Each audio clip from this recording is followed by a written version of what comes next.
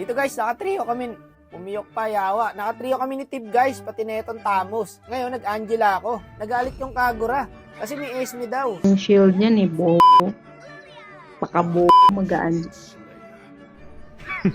Women. Beast mode siya agad, porkit Jella, talo na. Talaga.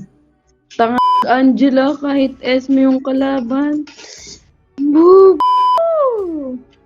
Di ka matiis kapag inalis mo. What a weird person. Ano?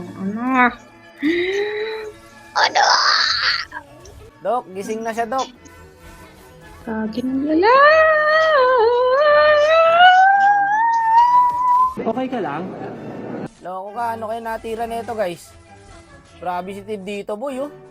3v1 niya, inubos niya yun. Walang ya talaga mag-benito, guys. From budget, I'm super. Open mic gusto. Toothbrush ayaw. May mga gantong EA talaga guys, hindi matigil. Sana sinasabi mo porket Angela talo na. Eh, kayang pumalag ni Angela kay Kari ng 1v1 boy na walang alisan. Ang sakit. Yawa, grabe yung Kari guys. Tapos dito guys, nagja-jungle na yung turtle na. Baliktad. Nagja-turtle na yung jungle namin. Naagawan. Ngayon, trinastock niya. Bob. Akala mo talaga may ambag siya no? Tapos dito guys, naagawan ulit. Trinastock niya ulit boy. Bahala ka dyan, gagi ka. Around, I can't sleep clear no more. Yun yung standing ng Kagura, 1-3. Pakanta-kanta lang. Maya-maya, may 1 star na. Grabe yung Tamos pre, oh. Parang nakapass forward, no? Pag naka-ulti si Tamos, parang kayang into, ah. 2 na lang natira, oh. Endable yata to, guys. Sakto, nasa baba yung Esme, oh. Patay na naman yung Kagura. 1-4 na yan. Ingay gusto, ambag ayaw.